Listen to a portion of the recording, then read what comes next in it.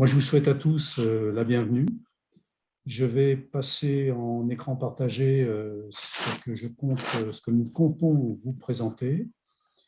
Donc, n'hésitez pas, pour la bonne marche, à poser vos questions dans le chat et nous y répondrons dans la mesure où ce sont des questions de compréhension sur ce qui est présenté immédiatement.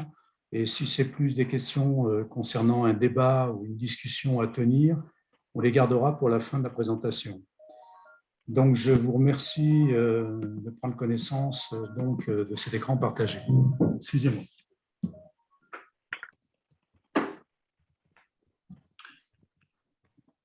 Alors, nous faisons cette conférence dans le cadre de la semaine de l'industrie. La semaine de l'industrie représente en fait une organisation et un ensemble d'événements qui sont organisés sous couvert de la Direction générale des entreprises et qui sont très nombreux et qui couvrent l'ensemble du territoire. Donc, c'est à la fois des professionnels comme nous, des écoles, des centres de formation et ou des groupes, on va dire, professionnels publics. Alors, je vous propose, en introduction, je vais vous présenter rapidement. J'aimerais bien que ça marche. Excusez-moi. Voilà. Donc, nous aurons en intervenant moi-même en introduction, suivi de Philippe Lévesque, qui vous présentera une partie concernant le financement, puis Jean-Marc Durieux sur l'accompagnement des transformations par des conseils, des experts. Et ensuite, nous aurons Jérôme et Jean-Louis qui vont nous présenter leur projet qu'ils ont réalisé en commun. Jérôme en tant qu'accompagnateur expert conseil et Jean-Louis en tant que dirigeant d'entreprise et qui a bénéficié des conseils de Jérôme Lavarrette. Nous avons également Emmanuel Dumoulion qui, lui, va administrer le chat, comme je vous l'ai dit. Un mot sur la Société des ingénieurs arts et métiers. C'est d'abord une association forte d'un grand nombre de membres, puisque nous comptons 34 000 membres aujourd'hui, mais surtout, nous sommes présents dans toutes les industries et l'ingénieur arts et métiers est connu pour la promotion des valeurs humaines acquises au sein de l'école et dans le cadre de son exercice. Mais aussi, nous faisons une grande part aux valeurs sociétales et environnementales. Et comme je l'ai dit, c'est une couverture nationale et internationale. Dans ce cadre, le groupe professionnel ingénieurs et territoires, c'est une ambition. On s'est fixé de contribuer au développement des territoires par celui des entreprises industrielles, mais en favorisant les échanges entre les acteurs du développement économique local. C'est aussi un réseau. Ce groupe est ouvert à tous les ingénieurs et métiers, mais aussi à toutes les personnes qui peuvent contribuer à nos débats, participer à nos initiatives ou partager leur expérience. Pardon. J'ai un petit temps de latence sur cette partie-là, faire émerger et accélérer les projets. Je vais passer la parole donc à Jean-Marc, d'abord je vais garder la parole pour l'instant. Promouvoir les transformations. En fait, il s'agit de faire connaître les dispositifs d'accompagnement. Donc, c'est à la fois les programmes nationaux, les aides, les réseaux d'expertise. Et c'est aussi partager les bonnes pratiques, comme je le dis. Faciliter les échanges entre des correspondants que nous avons localement, mais aussi des mises en relation entre les bons interlocuteurs, que ce soit les experts du RECSA, mais aussi les membres des organisations territoriales ou les entreprises qui ont un besoin. C'est aussi collecter et diffuser de l'information à temps réel et de la faire partager. Accélérer les projets, c'est sous l'angle deux thématiques fondamentales pour nous. D'abord, l'industrie du futur au 4.0. Donc, c'est faire partager les processus de production la digitalisation de ces processus et accompagner surtout les managers et les collaborateurs à la prise en main de ces thématiques. Mais c'est également accompagner les transitions énergétiques et écologiques, la RSE, puisque la vocation de l'industrie aujourd'hui, c'est de contribuer à la baisse des émissions de gaz à effet de serre. C'est donc introduire l'éco-conception et l'économie circulaire dans les projets, c'est favoriser les ressources locales et c'est maximiser l'impact social. Alors, je ne vais pas, il s'agit bien entendu de faire tout ça dans une finalité économique. Et donc, je vais passer la parole à Philippe, qui va nous parler du financement des projets. Je crois que mon micro est ouvert.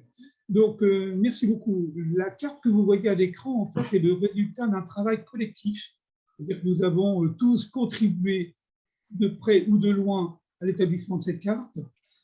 Donc, on peut considérer deux choses. Il y a la maturité du projet que vous voyez en haut. Si on peut agrandir un petit peu la partie haute à gauche, nous avons une maturité de projet. Il faut savoir que nous avons la nécessité de vérifier que le projet est mature ou en voie de développement. C'est l'histoire du TRL. Et puis, nous avons donc regardé quelques points essentiels, c'est-à-dire les instances de l'État. Vous avez bien entendu BPI France, les financeurs. Vous avez à côté de tout cela donc la FNCPC, dont j'ai la chance et le bonheur d'être le coprésident. Nous avons donc les arts et métiers qui partagent aussi des bonnes pratiques, qui orientent aussi vers des financements. Et puis, nous avons évidemment les agences de l'État. Et dans une des agences que vous pouvez citer, vous avez la notion de territoire. Donc, bien évidemment, nous n'avons pas oublié de mettre en avant la nécessité de savoir se retrouver et donc d'aider à contribuer à flécher, parce que pour un chef d'entreprise aujourd'hui, il est très compliqué de s'y retrouver. Donc, la carte que vous voyez à l'écran, bien évidemment, là, elle est statique, mais elle est normalement dynamique, hypertexte. Il suffit de cliquer sur les images ou sur les liens pour obtenir immédiatement, en temps réel, l'accès au support, documents, informations depuis le lieu d'instance. Donc, si vous allez sur le site de BPI France, eh bien, les dernières informations vous appartiennent. Il y a un site très nourri, très important, très rapide, relativement intelligent, c'est le site lesaides.fr. Si vous mettez votre numéro de SIRET, eh bien, vous savez immédiatement à quel dispositif vous pouvez être éligible. Donc, merci Jean-Marc de zoomer sur la partie aéro, parce qu'on avait fait donc, dans un deuxième temps un focus sur l'aéro. Alors, vous savez, comme tout le monde, qu'aujourd'hui, l'aéronautique a connu une difficulté, mais c'est aussi opportunité égale crise, hein, donc, ou crise égale opportunité. Donc, nous avons mis en avant, grâce à Emmanuel, entre autres, qui est celui qui s'occupe aujourd'hui du chat, nous avons mis en avant donc, la carte aéro avec Aerospace Valley. Et si vous cliquez, évidemment, et vous cliquerez, puisque la carte va vous être offerte par le GP41, elle est offerte aussi aux experts de la relance, puisque Robert, Jean-Marc et moi-même sommes des ambassadeurs des experts de la relance. Cette carte, si vous cliquez sur les experts, vous aurez une ouverture vers la notion des experts à disposition. Le plan de relance, il y a une explication qui s'adapte autant à une TPE qu'à une PME ou à un groupe industriel, et ça vous permet de vérifier quelles sont les solutions de banques privées ou de banques publiques ou de services publics qui nous sont offertes. Et je vais insister sur le bloc qui a été ouvert à côté. Je rappelle que nous avons au sein des groupes professionnels arts et métiers évidemment les compétences, et nous avons bien évidemment le REXAM, dont Jean-Marc va nous parler un petit peu, qui est en fait le réseau des experts arts et métiers, dont la présidente est Jean-Marc et dont notre cher Jérôme et moi-même sommes aussi des experts et membres. Voilà, donc j'ai fait très rapidement. Cette carte, Robert, tu nous confirmes, elle est bien offerte. Elle sera disposée sur notre intranet du GP41, dont nous sommes quelques-uns autour de la table, des membres et administrateurs. Voilà. Merci beaucoup. Merci Philippe. Effectivement, cette carte sera partagée entre nous et au-delà. Et un mot également sur le fait que cette carte sera mise à jour régulièrement, puisque l'évolution de tout ce que vous voyez à l'écran continue. Il y a une dynamique très importante, les annonces régulières, à la fois sur le plan de relance ou sur les dispositifs de soutien. Donc, il est très important que cette carte soit mise à jour et soit partagée le plus possible. Merci Philippe. Je ne sais pas s'il y a des questions de compréhension sur cette partie. Emmanuel? Non, pour l'instant, il n'y a pas de questions. Merci. Donc, je vais passer maintenant la parole à Jean-Marc. Oui, donc comme tu l'as dit précédemment et comme Philippe l'a dit, nous avons au sein de la Société des ingénieurs arts et métiers un service qui est dédié à proposer des services aux entreprises. Et donc, ce réseau s'appelle le REXAM, Réseau d'experts arts et métiers. Il regroupe 230 membres aujourd'hui qui exercent donc les différents métiers de support que sont le conseil, accompagnement d'équipes et de managers d'entreprise pour tout plan d'amélioration concernant notamment les sujets évoqués précédemment. Des sujets plus pointus d'expertise technique. Nous avons des experts techniques qui peuvent intervenir, y compris sur des sujets d'ingénierie, etc. De l'accompagnement d'équipe ou individuel avec du coaching, de la formation, bien sûr, et aussi, bien sûr, du management de transition. Donc, nous avons de nombreuses missions de management de transition avec des membres qui exercent donc des fonctions opérationnelles pour un projet, pour une transformation, pour un redressement d'entreprise, pour un développement international, etc. Donc, des accompagnements assez larges.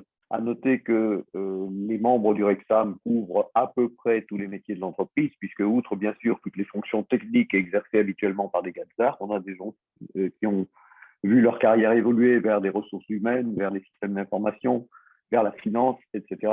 Donc, on est à même de proposer des prestations assez transverses en réponse aux besoins de l'entreprise dans ces phases de mutation.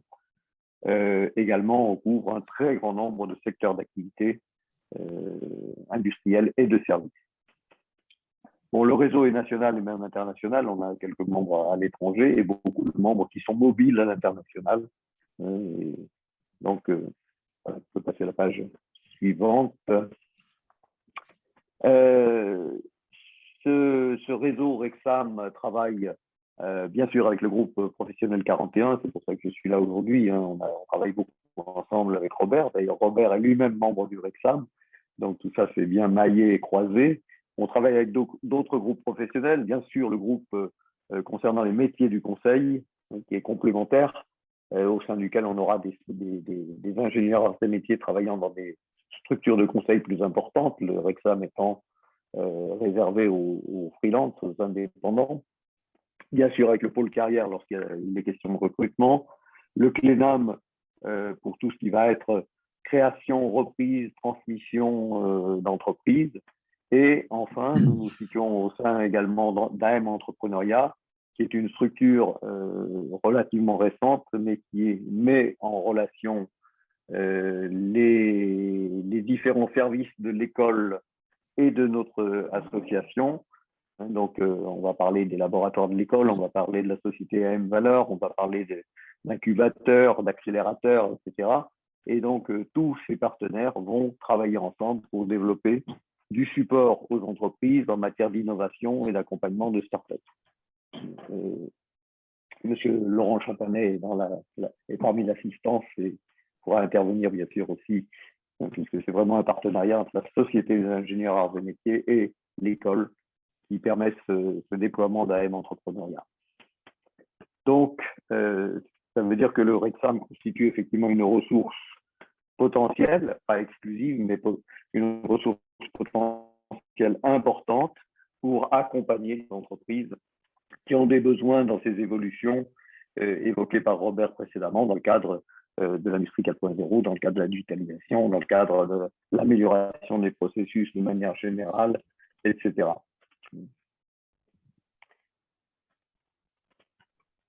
Notons aussi, et c'est quelque chose qui est relativement nouveau, que bien sûr, on regroupe des indépendants, mais le Rexam, enfin les membres du Rexam ont la capacité à prendre des projets d'envergure parce que nous avons développé une pratique de groupement. Et nous pouvons de manière très très réactive monter un groupement ad hoc pour répondre à un projet d'envergure dans une entreprise, soit parce qu'il nécessite de multiplier les ressources, par exemple, pour intervenir sur plusieurs sites industriels simultanément, il faut plusieurs consultants ayant les mêmes compétences, ou au contraire, le projet nécessite une multitude ou une diversité de compétences. Et donc, nous pouvons avoir à la fois un spécialiste de la logistique, un spécialiste de tel ou tel processus, un spécialiste des achats, etc., qui vont travailler ensemble pour apporter leurs services à l'entreprise concernée. Le tout dans une grande réactivité. Les gens qui nous connaissent et les structures qui font appel à nous savent que le Rexam est très réactif. Quand une demande nous est exprimée, dans les 24 heures, elle est transmise à tous nos membres et dans les 48 heures, l'entreprise a des propositions, des membres qui ont la compétence et qui sont disponibles pour lui faire une proposition et aller plus loin dans la réponse aux besoins. On travaille beaucoup sur la professionnalisation de nos membres. Et nous avons développé un catalogue de formation relativement important maintenant. On a 9 modules de formation différents que peuvent suivre nos membres pour se professionnaliser dans les métiers du conseil, parce qu'effectivement, il ne suffit pas pour un Gazard d'avoir une forte expérience et d'être très pointu dans ce domaine. Se mettre dans la posture d'une offre de service nécessite tout de même un certain nombre de conditions et on les aide à les réunir plus rapidement. Voilà. On gère un grand portefeuille d'opportunités de mission. Pour vous dire, cette année, on est en train de battre des records. On a publié depuis le début de l'année à nos membres plus de 700 opportunités de mission. Donc, c'est tout de même un flux très important que nous voyons passer et qui alimente potentiellement nos membres. Donc voilà, un support opérationnel tout à fait mobilisable à tout instant dans le cadre de ces évolutions d'entreprise que nous évoquons ici. Et bien sûr, nous allons avoir un témoignage avec un accompagnement qui a été fait par un des membres Rexam, mais je laisse la suite de la présentation. Merci Jean-Marc. Effectivement, je pense qu'il est important peut-être que les deux intervenants se présentent rapidement. Que ce soit Jérôme Lavarec ou Jean-Louis Lezoren, et après qu'ils nous présentent leur témoignage. Emmanuel, avant de passer la parole à Jérôme et Jean-Louis, est-ce qu'il y a des questions de compréhension dans le chat? Toujours pas. D'accord. Très bien. C'est que tout est clair. On verra. En tout cas, on aura le temps de débattre. Jean-Louis et Jérôme, je vous laisse la parole. Bonjour à tous. Donc Jean-Louis Lezoren, gérant de la société Ovo Concept, qui est basée en Bretagne, à Saint-Brieuc. On travaille dans le domaine de l'ingénierie avicole, c'est-à-dire qu'on crée des solutions automatisées et robotisées dans le domaine de l'œuf, tout ce qui est manipulation des œufs dans les centres de conditionnement.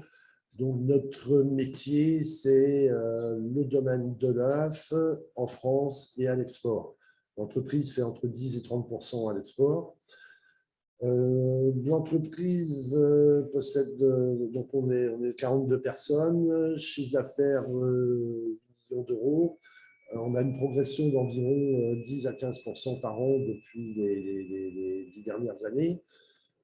On a investi, les grandes étapes de l'entreprise sont les suivantes. En 2008, on a commencé dans le domaine de la robotique à proposer des solutions à nos clients, soit éleveurs de poules pondeuses ou centres de conditionnement d'œufs, des solutions robotisées. On a vu tout de suite qu'il y avait un besoin, qu'il y avait une attirance pour nos clients par rapport à ces solutions qui leur abaissaient les TMS et amélioraient la productivité. Donc, on a mis en place un plan de recherche-développement qui s'est fait la première étape en 2012 et la deuxième étape en 2019. Donc, ces deux étapes-là représentent 1,5 million de recherche et développement. À ce titre, vous parliez de BPI. Je dirais que BPI était d'un gros support pour nous en 2012, puis en 2019. À mon sens, on n'aurait jamais investi autant en recherche-développement sans le support de BPI. Donc, aujourd'hui, on a fait intervenir un expert consultant parce que l'entreprise étant en crise de croissance, on va dire qu'il fallait mettre de l'ordre dans l'entreprise à tous les niveaux. Au niveau organisation, au niveau manière de fabriquer. Je dois dire, c'est la troisième fois dans la vie d'entreprise qu'on prend un expert consultant. En 2003, on avait pris un premier pour le déménagement de l'entreprise. En 2012, on a pris également un consultant pour développer toute la partie commerciale, stratégie, positionnement de l'entreprise au niveau commercial en France et à l'export. Et on se retrouve en 2019 avec de nombreuses applications qui nous ont demandé beaucoup de transpiration, de travail dans l'entreprise. Et en 2019, on s'est dit, là, il faut absolument, toutes nos applications sont prêtes, il faut maintenant rationaliser la production. En gros, passer d'une production artisanale à une production industrielle. Et ça, Jérôme vous en parlera un peu plus après. On a développé l'export en même temps. On a des références aujourd'hui en Allemagne, en Angleterre, au Canada, en Roumanie, dans différents pays d'Europe. Et le but de l'entreprise, c'est vraiment de trouver de la croissance sur l'export et d'avoir nos clients français comme support et référence. On a aujourd'hui 2 références en France qui sont les centres les plus automatisés au monde, et on va utiliser ces références pour se développer à l'export. Donc voilà, je laisse la parole à Jérôme. Merci Jean-Louis. Donc, Jérôme Lavray, conseil d'entreprise.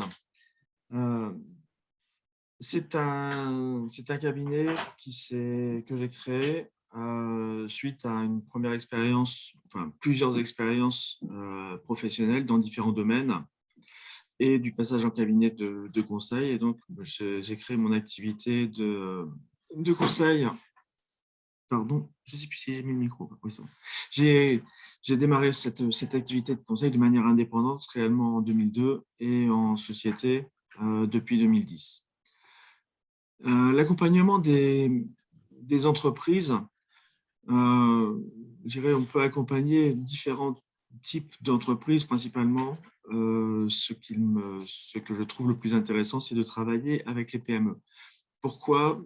Parce que c'est avec les PME ou des usines sur lesquelles la direction est relativement indépendante, on dispose de l'ensemble des leviers de décision, et donc on a une mise en œuvre qui est beaucoup plus efficace et beaucoup plus rapide. Et donc, je dirais c'était un plaisir de travailler en PME. J'accompagne les entreprises donc, de l'établissement d'un schéma directeur, donc quel type de moyens pour répondre à quel type de besoins industriels et quel type de marché, jusqu'à la mise en œuvre en atelier, donc en passant par l'ensemble des phases de consultation des constructeurs de machines, d'aide à la décision, de fiabilisation et donc de mise en œuvre opérationnelle dans l'atelier. Cette mise en œuvre opérationnelle dans l'atelier nécessite aussi, bien sûr, d'être complètement cohérente entre le projet industriel et l'organisation. Et c'est le sujet qu'on a travaillé ensemble avec Jean-Louis. En termes de marché, j'adresse des marchés des sciences du vivant, donc de l'agroalimentaire, de la cosmétique, de la métallurgie, avec l'automobile, des équipementiers, et de la transformation de matières plastiques, papier et carton, donc sur de la plasturgie et emballage. Robert, tu peux passer à la suivante. Donc, le besoin de vos concepts. Donc, Jean-Louis en a pas mal parlé. Le besoin de l'entreprise, quand j'ai été sollicité, était de trouver une organisation qui change d'échelle à l'entreprise. C'est une mission qui a été sollicitée dans le cadre d'Industrie du Futur, des programmes accompagnés Industrie du Futur en Bretagne, donc BRESFAB par exemple. Aujourd'hui, on continue à travailler, bien que n'étant plus dans ce programme-là, mais on continue à travailler ensemble. Donc, le besoin de l'entreprise, c'était de passer d'une fabrication prototype à des machines complètement customisées. Ce qu'a dit Jean-Louis, donc une entreprise très technologique, des investissements en R&D, de la conception de nombreux prototypes. Et à un moment donné, il est nécessaire pour l'entreprise, au-delà de développer, de réussir à alimenter son propre marché. Et donc de manière rationnelle, à la fois rationnelle sur les coûts, à la fois rationnelle sur la conception, sur la méthode de production et sur l'installation qui va en être faite chez le client. Robert, tu peux passer. Et donc, l'accompagnement du consultant en industrie, ce qu'on a fait, c'est un travail réellement d'industrialisation de l'ensemble de ces sujets-là. Donc, c'est l'industrialisation de méthodes et de l'industrialisation de la conduite de projet. Je dirais, quand on imagine un projet, on peut s'imaginer un projet, c'est une fois pour toutes, et on va dérouler un certain nombre de phases. Dans le cadre particulier de vos concepts, le besoin, il est de rendre industriel son processus de conduite de projet. Donc, notre sujet a été de mettre en cohérence la conception des installations, la conception du système d'information qui pilote l'entreprise et l'industrialisation du pilotage de la gestion d'affaires. Tout cela sans perdre en compte, sans perdre ce qu'est l'expertise de l'entreprise, son innovation. Et le service au client, bien sûr, qui est dû à l'entreprise. Donc, industrialisation, qu'est-ce qu'on en a fait? Je vais refaire une présentation très rapide et je vais laisser après la parole à Jean-Louis. L'industrialisation, donc mettre en cohérence, on est complètement dans le métier de l'ingénieur, c'est-à-dire de prendre en compte l'ensemble des aspects de l'entreprise. Et dans cette industrialisation, là on est en industrialisation de projet, on a construit ensemble donc une construction d'affaires en standard, variante et option, une notion de configurateur. Et ça, c'est le choix qui a été fait par vos concepts, sachant que chaque client demande sa propre innovation, demande son propre standard et sa propre personnalisation. Donc ça s'est développé et on a établi un certain nombre de jalons pour développer la solution pour chacun des clients. Jean-Louis, je te laisse la parole sur les...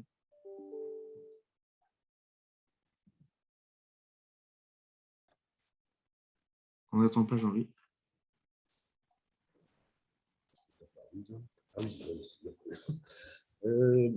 Donc, pour répondre à ce besoin de rationalisation, compte tenu que j'ai plus une fibre commerciale, gestion, je ne suis pas issu du milieu technique, pour nous, c'était important d'avoir un expert consultant qui nous donne une direction plus technique. Et au fur et à mesure des rencontres, j'ai vu apparaître un lien entre mon bureau d'études ici, mon responsable bureau d'études et méthodes et d'experts conseils. Et ensemble, ils ont réussi à bâtir ce qu'on appelle, nous, un référentiel pour vos concepts. Et ce référentiel, on l'a démarré. Alors, on savait quelque part où on voulait aller, mais pas vraiment dans le détail. Et on a démarré ce référentiel en prenant toutes les étapes de l'entreprise. Il y a quelque chose que j'ai beaucoup aimé, c'est on doit trouver dans le référentiel réponse à des problématiques d'organisation, à des problématiques de vue pour le futur. On a dans ce référentiel un organigramme qui a évolué puisque depuis 2 ans, puisque Jérôme nous suit depuis 2 ans maintenant. Et donc aujourd'hui, on a vraiment un référentiel qui répond à beaucoup de problématiques de l'entreprise, beaucoup de questions en termes d'organisation. Et ce référentiel, à un moment donné, il nous a permis également de pouvoir se dire, moi, ça fait longtemps que je réfléchissais à la notion d'entreprise libérée, et ce référentiel nous permet de passer également à une notion d'organisation d'entreprise libérée, puisque dans le référentiel, on retrouve un cadre pour tous les acteurs de l'entreprise. Donc, je dirais quand on prend un consultant, ce qu'il y a d'important, c'est d'avoir une relation de confiance déjà, ce qui va prendre un petit peu de temps. Ça ne se fait pas en 1 ou 2 séances. Nous, on a bâti des séances sur une séance tous les mois, donc depuis 2 ans, ce qui nous a permis également de mettre un rythme au travail qui est en cours. Et je dois dire que normalement, on était parti pour 1 an de mission, et on a renouvelé sur une 2e année. Parce que le travail effectué, pour moi, il est aujourd'hui essentiel, et on voit les résultats apparaître mois après mois.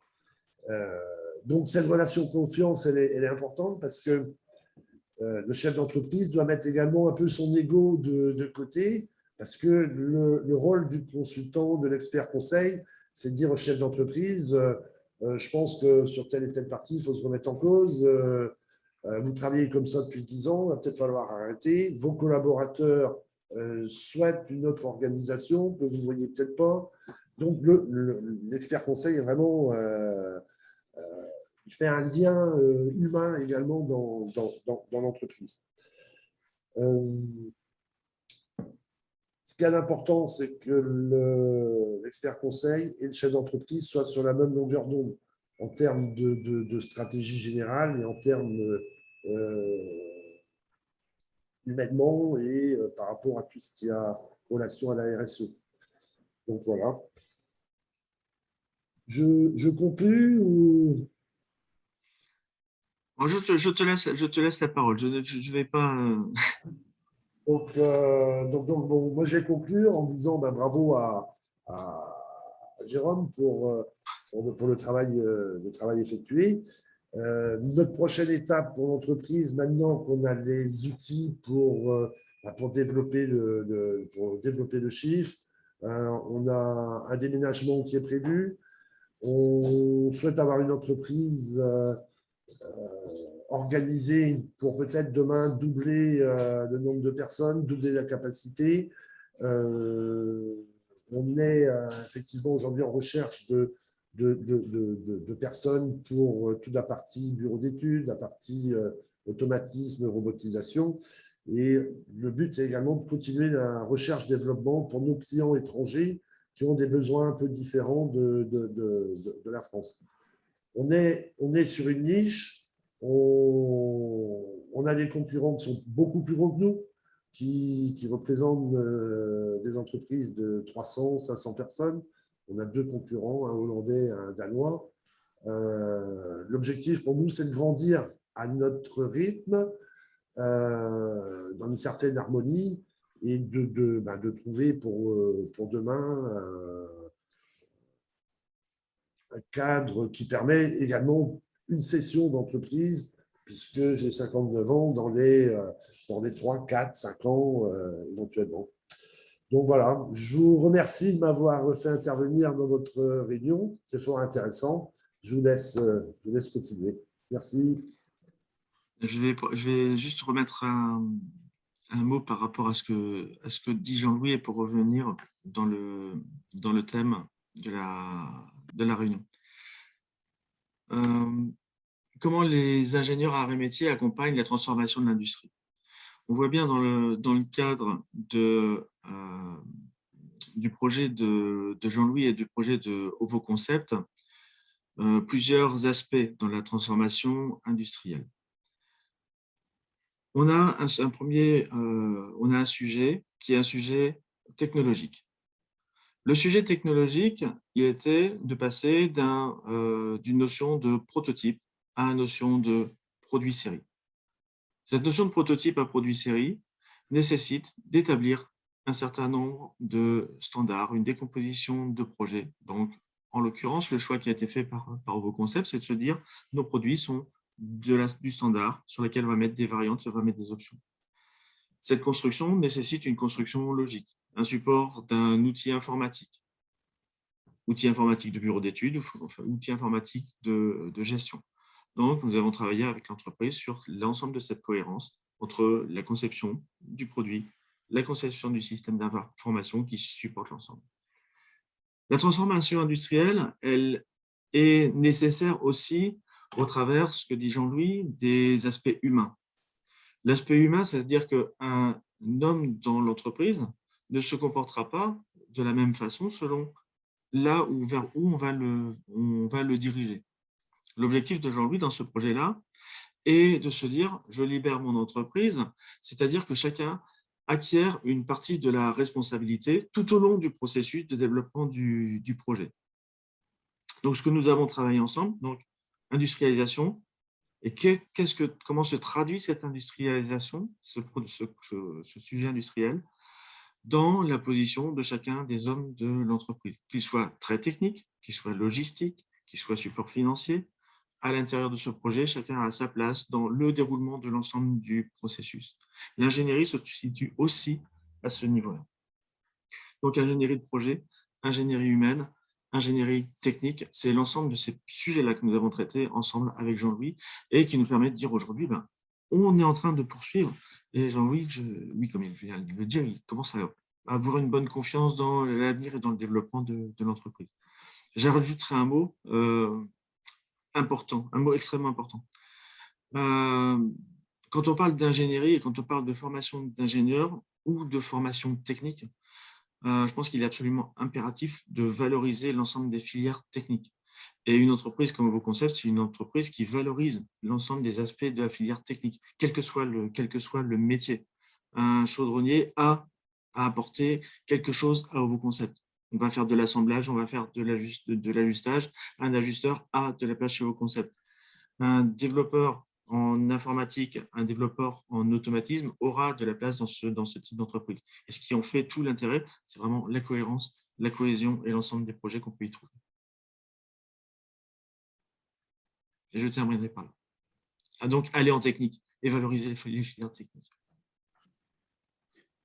Merci Jérôme. Je pense qu'il est très important, comme tu viens de le faire avec Jean-Louis, de mettre l'accent sur les hommes et la transformation humaine de l'entreprise qui va, dans le cas présent, vers l'entreprise libérée, mais qui s'accompagne effectivement de compétences techniques qui sont essentielles et pour lesquelles la formation est importante. Alors, je vais passer la parole à Emmanuel. Est-ce que dans le chat, il y aurait des questions qui nous sont posées, qu'on doit et que l'on J'ai puisse débattre? pas de questions dans le chat. Donc, si quelqu'un en a une, il peut ouvrir son micro, peut-être la poser directement à ce moment-là. Alors, je ne sais pas si Laurent Champanet est toujours avec nous. Si c'est le cas, ce serait peut-être bien qu'il nous complète, enfin, qu'il prenne la parole pour nous donner un petit peu son éclairage sur ces thématiques. Ouais, vous m'entendez là? Oui, très bien. Ouais. Merci Laurent. Merci à vous pour de m'avoir laissé participer à cette réunion. Non, j'ai voulu participer parce que c'est un sujet. Attendez, excusez-moi, je peut-être. Vous m'entendez toujours là? Je vais arrêter Ouais. le partage pour donner qu'on puisse voir. Tiens, bon, je suis désolé, j'ai un fond d'écran conférence des grandes écoles. Je vais pas m'amuser à le changer.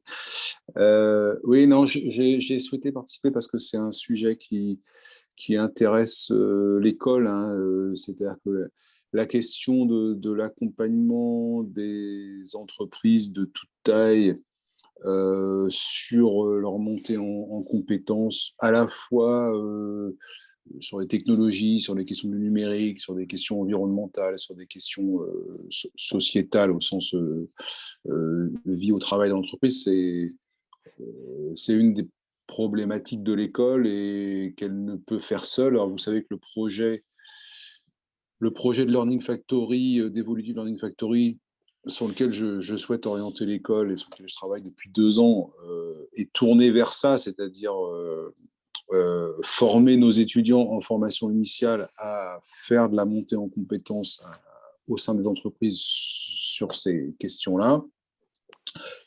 Et toutes les questions de formation continue, de formation professionnelle des salariés des entreprises qui vont avec, sachant que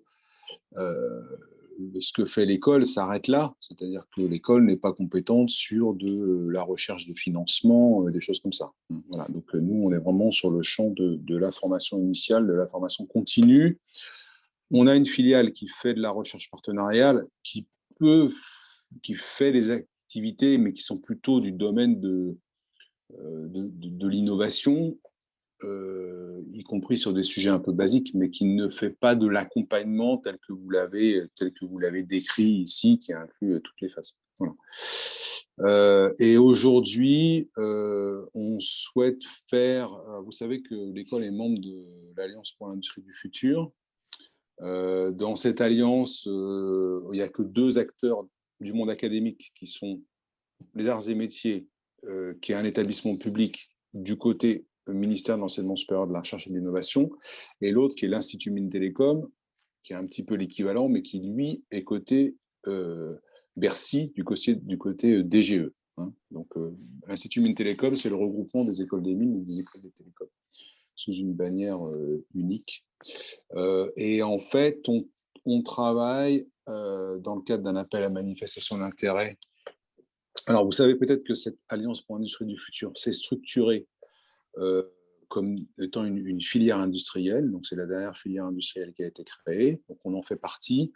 C'est la filière des offreurs de solutions. Donc, nous, on apparaît dans ce système-là comme un offreur de solutions d'accompagnement à la montée en compétences des salariés ou futurs salariés. Voilà.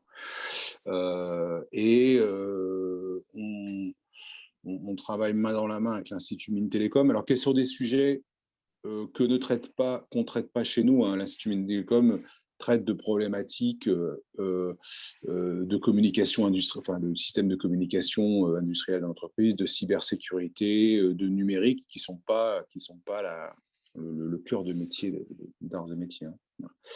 Et on est en train d'essayer de s'associer ensemble dans le cadre de cet appel à manifestation d'intérêt, pour que nos campus soient des campus labellisés solutions de montée en compétences pour l'industrie du futur. Voilà. Et on s'associe. Jean-Marie Vigroux qui m'appelle, pardon. Vous m'entendez toujours? Ouais. Oui. Et on s'associe, en fait, on est en train de s'associer avec le CETIM, le Centre des études techniques de l'industrie mécanique, qui lui souhaite, qui a obtenu un financement de l'État pour faire de l'accompagnement d'entreprises sur, en fait, garantir la réussite des investissements. Ils appellent ça la politique dernier kilomètre, hein, c'est-à-dire faire en sorte que des investissements qui soient faits par des entreprises, quelle que soit leur taille, soient réussis, et souhaitent qu'on s'associe ensemble, c'est-à-dire qu'eux font l'accompagnement technique à installer tel nouvel équipement dans la production, réussir tel investissement, et que nous, avec l'Institut Mines Télécom, on soit plutôt sur l'accompagnement des salariés, la montée en compétences des salariés. Voilà.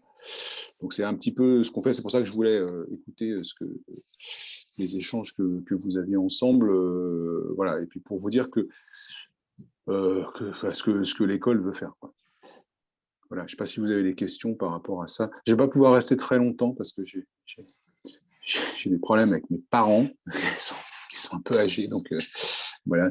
Dites-moi si vous avez des questions. Je peux encore rester une dizaine de minutes avec vous. En tout cas, Poser une question, Laurent. Ouais. Le rôle de l'école est prédéterminant, sachant que l'école aujourd'hui est l'un des grands établissements qui maîtrise, je dirais, plus de la moitié de toutes les briques technologiques qui sont identifiées dans la montée en compétences de l'industrie du futur. Donc, ma question va être un petit peu supplémentaire. Est-ce qu'il y a une numérisation de ce parcours? Est-ce qu'il y aura des MOOC comme certaines grandes écoles? Est-ce qu'il y aura la formation tout au long de la vie? Est-ce qu'il y a, je dirais, une volonté de s'inscrire demain, non pas uniquement dans le parcours initial, mais dans la formation tout au long de la vie de l'ingénieur?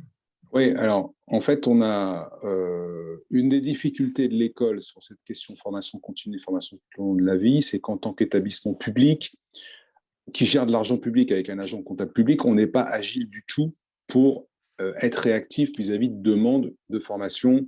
C'est-à-dire que, typiquement, pour vous donner une idée, hein, si l'un d'entre vous me demande de monter une formation très rapidement, faut que je réunisse le conseil d'administration pour qu'il vote le tarif de la formation. Et puis, si finalement vous me disiez, mais si je vous inscris 5 personnes au lieu de 3, est-ce que vous me faites un prix? Il faut que je réunisse le conseil d'administration pour vous répondre. Voilà, c'est un peu le genre de réactivité.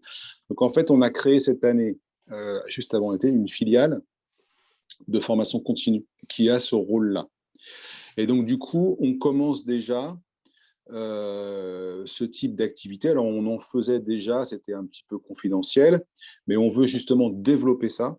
Donc, à la fois sur faire de la formation continue intra- ou inter-entreprise, en présentiel, mais aussi en distanciel.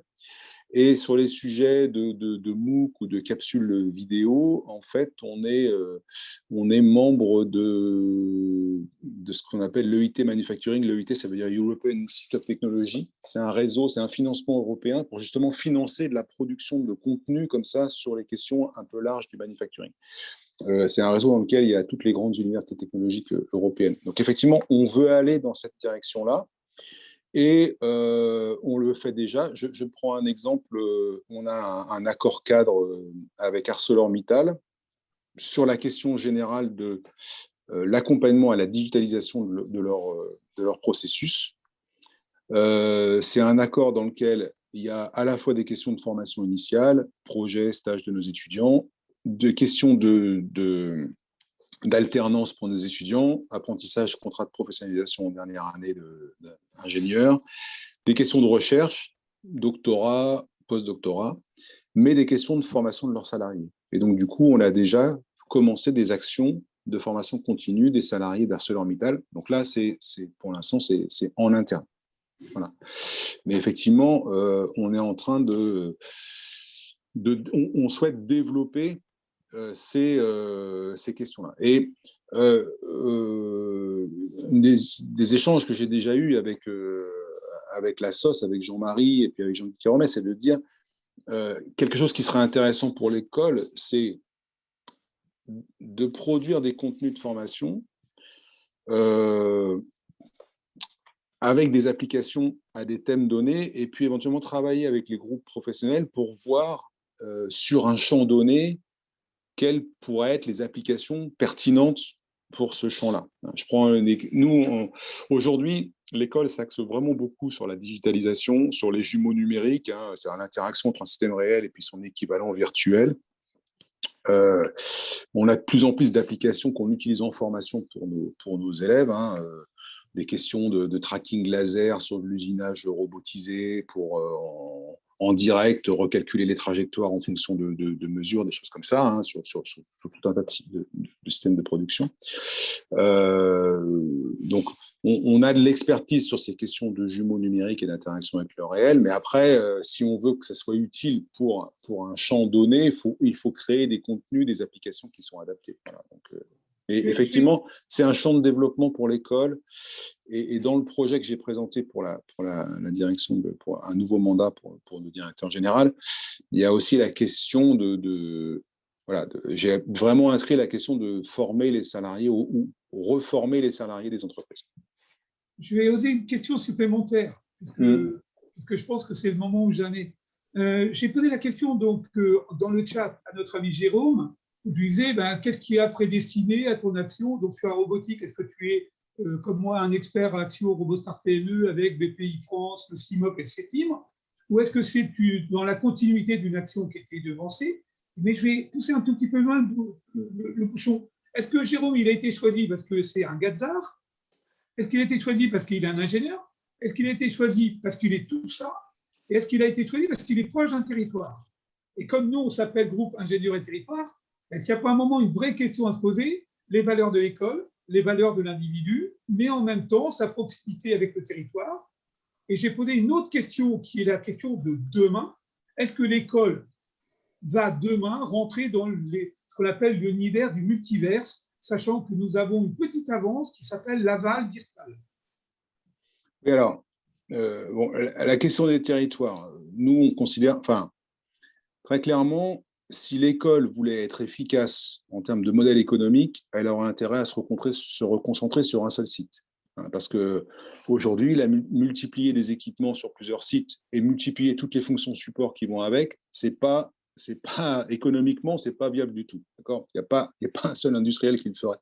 Donc, ça veut dire qu'il faut tabler sur le fait que la force de l'école, c'est sa proximité, avec des collectivités sur lesquelles on doit s'appuyer pour financer des projets, financer nos bâtiments, financer notre vie étudiante, et avec des industriels qui ont besoin de notre présence. Alors, c'est pour ça qu'on veut travailler cette notion de campus labellisé Industrie du futur. C'est un campus sur lequel on peut venir trouver des services, trouver des compétences. Voilà. Donc, et moi, je reste là-dessus.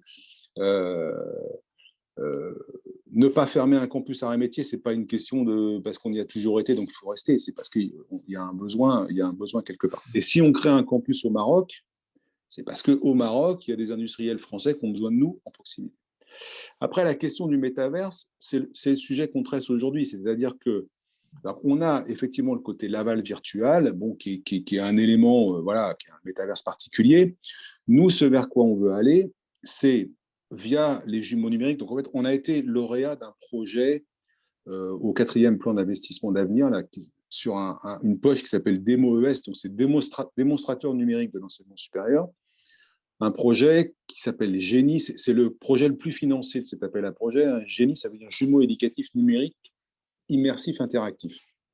L'idée, c'est de faire que progressivement, donc on a un financement pour démarrer, on est pour tous les équipements qui sont sur nos campus, un équivalent, un jumeau numérique qui permettent de simuler le fonctionnement de cet équipement, mais aussi un jumeau numérique de nos infrastructures au sens je peux venir virtuellement sur un campus arts et métiers et voir les équipements. Voilà, donc c'est ça les enjeux. Donc en fait, mardi 30, là, qui vient, on lance officiellement ce projet à Laval, parce que justement, on veut développer des environnements virtuels. Et l'idée, c'est de faire qu'un étudiant ou un ancien élève ou un industriel puisse venir virtuellement visiter la partie industrielle d'un campus, voilà, et avoir accès à des jumeaux numériques. Sachant aussi qu'on a dans la tête, parce qu'aussi on est un établissement public, les visites virtuelles et physiques de jeunes, écoles, collèges, lycées, pour donner envie d'industrie.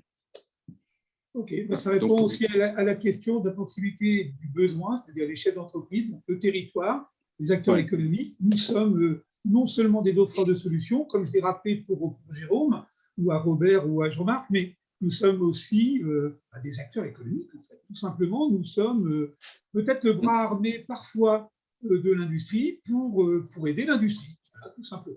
Parce qu'on fait du partage de compétences. C'est la mission de l'école. Alors, parfois, c'est difficile à comprendre. C'est un choix de l'école. C'est-à-dire que moi, le ministère de l'Enseignement supérieur ne me demande rien.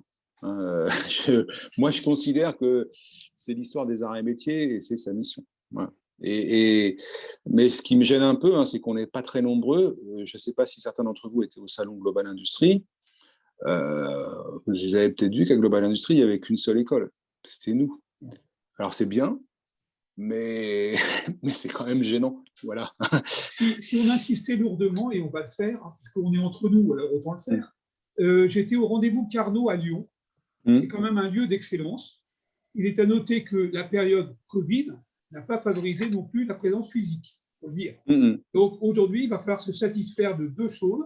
On aura bien évidemment les gens qui sont investis et qui vont se déplacer en physique, mais il va falloir aller vers le digital. On est obligé d'y aller. Oui, mais ce que je dis sur Global Industry, c'est que même en termes de marque d'intérêt, de présence d'étudiants, tout ça, il n'y avait que nous, quoi. Hein. C'est ça qui est, voilà, c'est ça qui est, je trouve ça gênant, quoi. Voilà. Mais voilà, j'ai eu un échange la semaine dernière avec le directeur de cabinet de ma ministre de tutelle, et c'est clair que pour l'enseignement supérieur, arts et métiers, c'est une école qui est dédiée à l'accompagnement de l'industrie. Et qu'il n'y a pas grand-chose dans ce ministère d'autre qui sert à ça. Merci beaucoup. Très bien, merci. Ouais, je vais devoir vous laisser, tout désolé. Ce que tu nous apportes. Ouais. Sauf s'il y a une autre question de la part de quelqu'un d'autre, mais sinon, je vais vous laisser. J'ai pas une question, mais je voulais simplement faire un petit lien complémentaire entre l'école et notre propos d'aujourd'hui, c'est-à-dire les ingénieurs arts et métiers accompagnent les entreprises dans l'évolution, dans leurs évolutions. En signalant, pour ceux qui ne le savent pas, et en rappelant en tout cas, le fait que nous, Rexam, nous travaillons avec la MJE. Et les MJE, effectivement, s'impliquent très tôt et sont une autre facette de l'engagement d'ingénieurs et métiers dès leur formation dans l'accompagnement des entreprises sur différents sujets. Voilà, je voulais faire cette toute petite parenthèse en lien avec l'école. Et clairement, il se trouve que à 12h30, j'ai rendez-vous avec eux. Clairement, pour nous, ça fait partie d'une des offres de l'école qui est complémentaire de ce que peut faire l'école en termes de ce que peut faire sa filiale de formation continue, ce que peut faire sa filiale de recherche partenariale, parce qu'on est sur des champs très différents.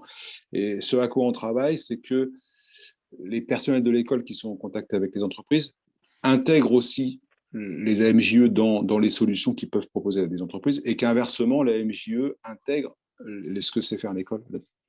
Et sur une question que Philippe a avancée tout à l'heure, on essaye aussi de travailler que la vie étudiante et la transmission des valeurs Gadzarriques soit aussi orientée sur les valeurs des Gadzar sont les plus pertinentes pour accompagner le corps social d'une entreprise dans les mutations nécessaires sur tout ça, quoi. Voilà. Alors, c'est pas toujours facile de faire changer les élèves, mais l'esprit qu'on a fait quand on a voulu transformer les choses en 2018, c'était celle-là, c'était de dire s'approprier la culture des Gadzar, c'est un exercice qui est préparatoire à s'approprier la culture d'une entreprise avant de participer à sa transformation, parce que si on n'a pas compris la culture de l'entreprise, on ne saura pas l'accompagner dans sa transformation. Construire une promotion de Gadzar, c'est se préparer à construire un collectif humain fort et soudé dans une entreprise, parce que sans ça, on ne réussira pas à le faire bouger. Voilà. Donc, ces éléments. Et puis, se dire aussi que tout ce que les élèves font au service de l'environnement de leur campus, les collectivités locales, l'environnement, les plus jeunes, les plus âgés, c'est aussi préparatoire à la responsabilité, à porter la responsabilité sociétale et environnementale d'une entreprise par la suite. Voilà. Donc, on essaye d'amener les élèves sur ces sujets-là, et aussi, parce qu'on pense que c'est important, mais aussi parce qu'eux, ils puissent, quand ils se présentent à une entreprise, amener tout ça. Voilà, c'est-à-dire dire j'ai la formation de l'ingénieur, mais j'ai aussi ce que j'ai fait dans ma vie étudiante qui contribue aux qualités, enfin à mes compétences pour vous accompagner dans une transformation. Okay. Je vous laisse. Ça transpire dans le discours de Jérôme et de son partenaire client ou du client partenaire, je ne sais pas dans quel sens on le dit. En tout cas, merci beaucoup. Merci à vous. Pour, merci beaucoup. Très bonne journée. Une très belle contribution à nos travaux, et c'est presque une conclusion d'ailleurs à cette conférence. Non, je suis obligé de vous quitter, je ne veux pas vous pousser à conclure. On va revenir un peu sur vos concepts, mais merci encore. Justement, Robert, il y a une question Il y a une question dans le chat là qui est posée à Monsieur Le Zoren, à la société Ovo Concept. Qu'est-ce qu'a décidé l'entreprise Ovo Concept à migrer vers l'entreprise libérée? Quel a été l'accueil des collaborateurs? Quelles ont été les difficultés rencontrées? Et quel parcours avez-vous privilégié et pourquoi dans cette mise en œuvre? Alors, historiquement, l'entreprise, de par ma fonction plus commerciale que technique, les 15-20 dernières années, j'étais beaucoup à l'étranger, j'étais beaucoup chez les clients, je faisais 80% du commercial. Depuis là, 5 ans, c'est moins vrai. Et on va dire que tout naturellement, j'ai été obligé de faire beaucoup confiance à mes collaborateurs et même en ayant des cadres dirigeants, on a très rapidement mis en avant le travail des personnes. On est dans un métier où un cadre dirigeant ne connaît pas réellement le travail et ne peut pas expliquer à chacun dans le détail ce qu'il doit faire. Le soudeur, il sait le travail qu'il a à faire. L'automaticien, c'est le travail, le bureau d'études. Et du coup, on a, avec justement l'expert consultant, Jérôme, on a mis en place ce qu'on appelle des référents. Et là, les référents permettent de guider le personnel, de guider les salariés dans les différentes fonctions et qui connaissent bien leur métier et qui donc, on considère qu'ils vont faire du mieux qu'ils peuvent, le plus rapidement et d'une manière consciencieuse. Par rapport à ça, on a décidé tout récemment de dire, voilà, on est dans une organisation d'entreprise libérée et on peut le déclarer quelque part.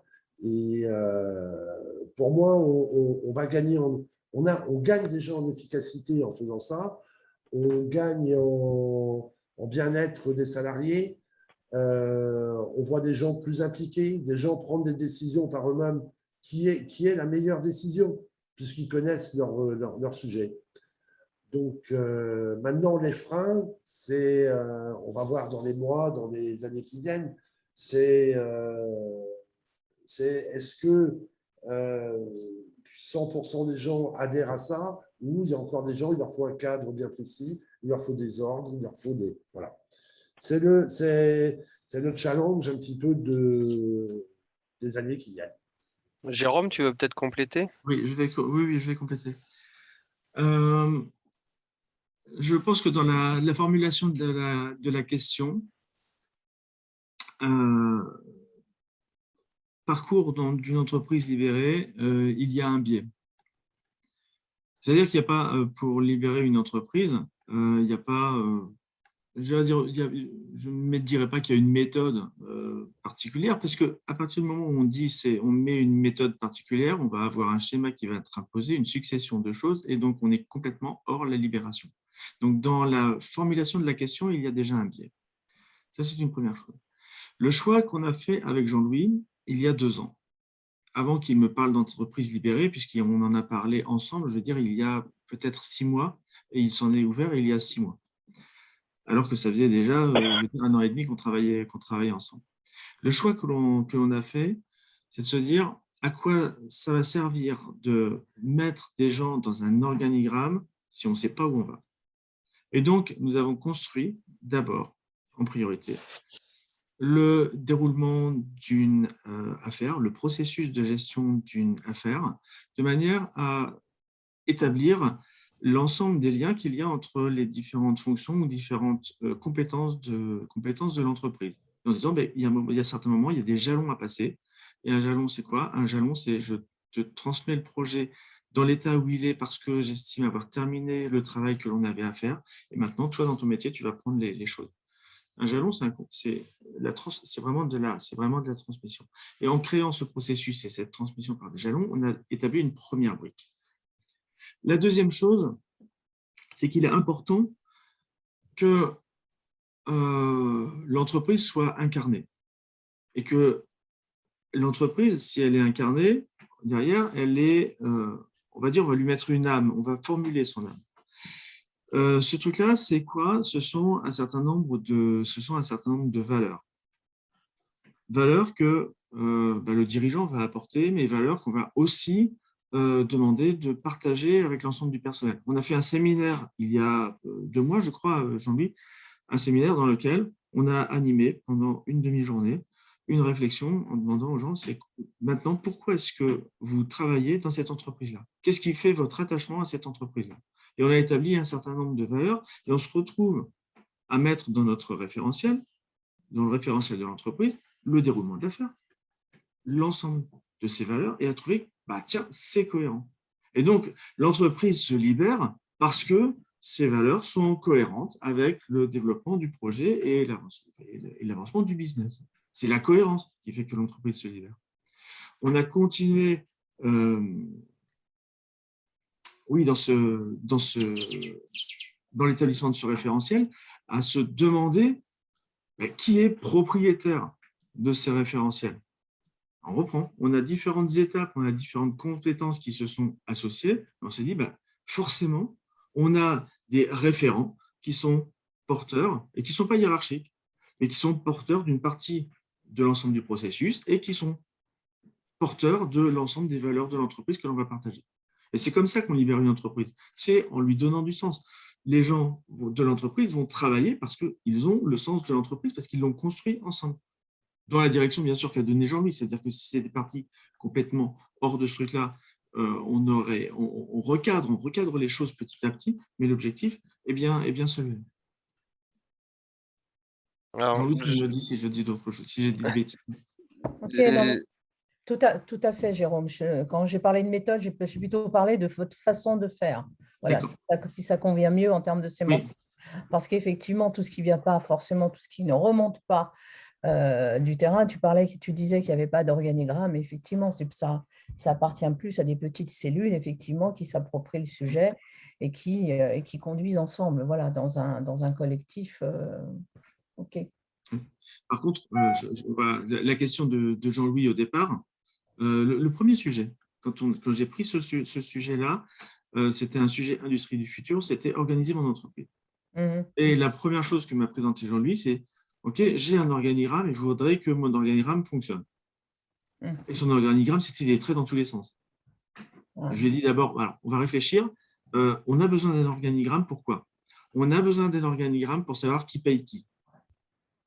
Celui-là, il y a un moment donné, il est normal, et toi, tu es dirigeant de ton entreprise, il faut savoir qui paye qui et qui va décider de, etc. Donc, qui va avoir la décision finale. Donc, on a besoin de cet organigramme. Donc, il apparaîtra bien, et il apparaît bien dans le référentiel, un organigramme. On n'est pas, je veux dire, on n'est pas dans le...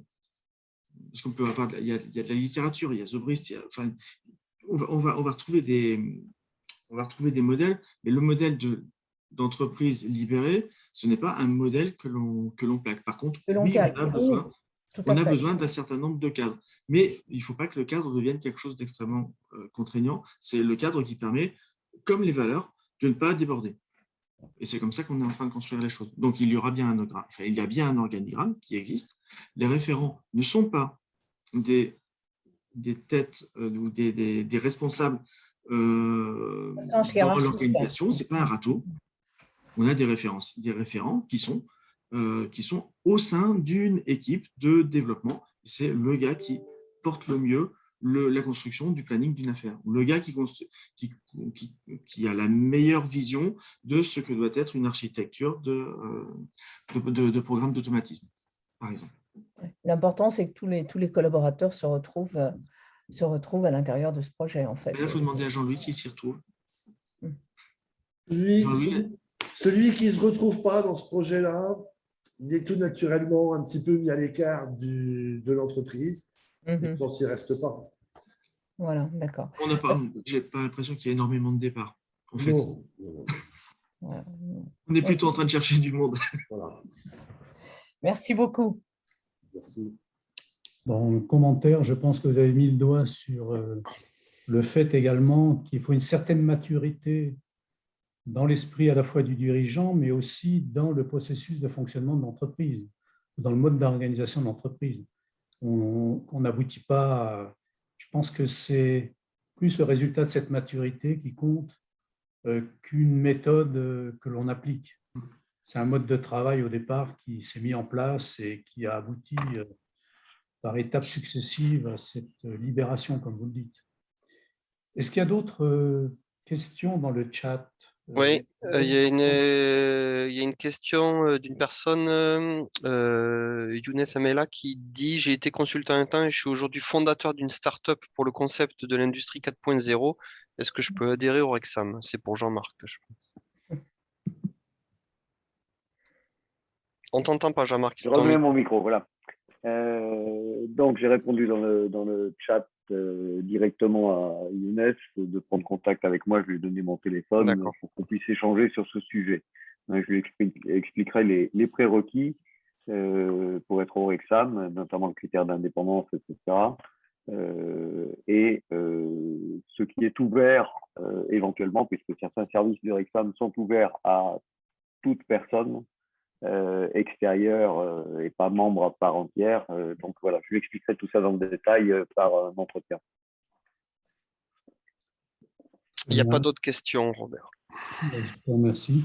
Bon, je pense qu'on va certainement conclure maintenant, s'il n'y a pas d'autres interventions. Est-ce que Marc Trumeau, qui est toujours là, veut dire quelque chose au titre de l'IESF qu'il préside, puisque là, on a parlé des Gazars, il peut peut-être nous parler des ingénieurs en général, je ne sais pas. Marc, pour réagir. Oui, j'ai branché le micro. Alors déjà, merci, j'ai écouté avec beaucoup de plaisir et d'intérêt les échanges qu'il y a eu. Et bien évidemment, ce que Laurent a dit et aussi rappelé, parce que parfois on oublie un petit peu les difficultés dans lesquelles un établissement comme les Arts et Métiers se débat, avec pas mal de limitations, dont l'aspect budgétaire n'est pas le moindre.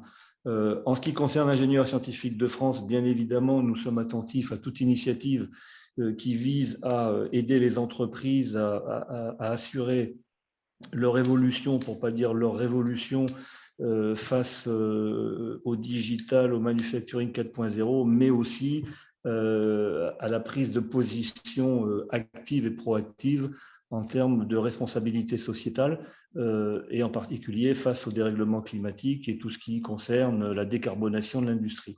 Alors IESF est engagé aussi dans cette affaire, à tel point, et j'en profite, je fais un peu de commerce aussi, nous venons juste de publier un livre blanc à usage des futurs candidats aux élections nationales et en particulier les premières et les présidentielles, dans lequel un certain nombre de ces sujets sont adressés d'une part, mais pas uniquement, puisque ce livre se veut à la fois pédagogique et de propositions et de recommandations. C'est-à-dire que si on le lit et si on veut bien prendre au mot ce qui est dedans, il y a des propositions et recommandations qui sont facilement et rapidement adaptables et à mettre en œuvre pour justement traiter de ces grandes questions, qu'elles soient d'ailleurs, encore une fois, donc de RSE et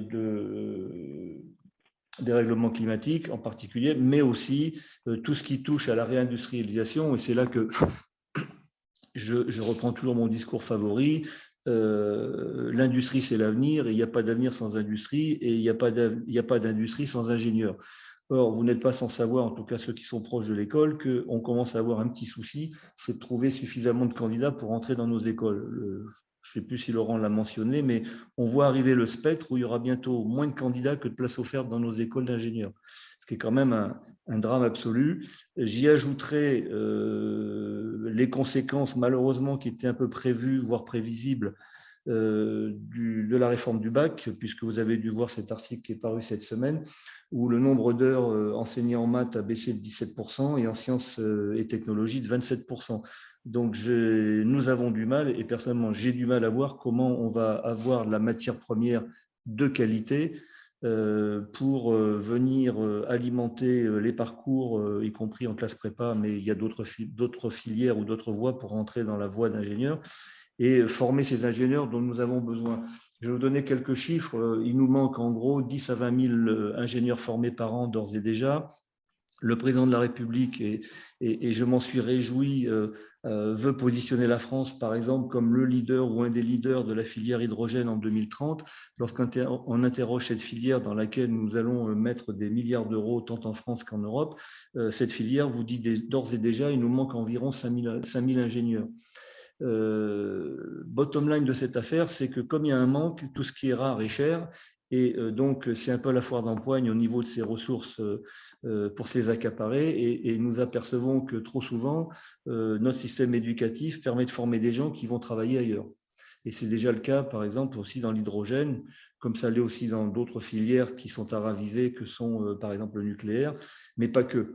Donc, tout notre positionnement et toute notre action, et ce livre blanc est là pour prendre date, pour être témoin, pour proposer des solutions. Et je vous engage à le lire et à le partager. Alors, vous allez me dire, où est-ce qu'on se le procure? Ben, c'est tout simple. Vous allez sur le site iusf.fr. Il est d'ores et déjà disponible indirectement. Si vous faites un don minimum de 100 €, nous aurons le plaisir de vous l'adresser gracieusement. Et puis, d'ici une semaine, il sera aussi disponible sur notre portail de e-commerce à l'achat. Voilà, je suis à l'écoute s'il y a des questions. Et en tout cas, merci pour cette section matinale dont j'ai pu d'ailleurs partager indirectement la mise en route ce matin, où certains d'entre vous avaient quelques petits problèmes pour mettre la machine en marche. Voilà. Merci Marc. Merci Marc. Il n'y a pas d'autres questions. Écoutez, il reste à souhaiter une bon appétit, une bonne journée. Et puis encore une fois, c'est quasiment le mot de la fin. Procurez-vous ce livre et partagez-le autour de vous et faites en sorte qu'on ait plus de jeunes gens et de jeunes filles, puisqu'on a aussi un énorme déficit de ce côté-là, que l'on arrête de nous parler de ce fameux plafond de verre, de l'industrie c'est sale pour les filles. Non, c'est pas sale du tout. Et puis lorsqu'on prend un secteur où a priori c'est compliqué de nous expliquer que c'est sale, qui est le digital et l'informatique, même là on n'a que 25 à 26% de jeunes filles qui rentrent dans cette filière. Donc c'est pas compréhensible. Voilà. Donc il y a du boulot. Merci à vous. Bonne journée. Merci. Au revoir. Merci, bonne journée. Bon, je pense que la conclusion s'impose. Il y a une très grande richesse des métiers de l'ingénieur. Que les ingénieurs sont absolument indispensables à la transformation des industries et à la réindustrialisation. Et qu'aujourd'hui, on est dans un cadre qui est très, très porteur, puisque on dispose à la fois des aides du gouvernement, des plans, et comme l'a dit Marc, on a intérêt également à s'imposer vis-à-vis des politiques et à faire valoir toute l'importance que peut avoir le développement économique grâce à l'industrie. Et que l'industrie, ce n'est plus du tout l'industrie de grand-papa. On est bien sur des questions de robotique, de blouse blanche, de savoir-faire, mais il reste encore effectivement à la base des gestes opératoires qu'il faut maîtriser. Mais ces gens-là, il faut les embarquer, et c'est tout aussi le rôle de l'ingénieur. Donc, je vous propose de conclure, enfin de terminer cette session qui sera, comme on l'a dit, enregistrée et disponible rapidement. Merci à tous.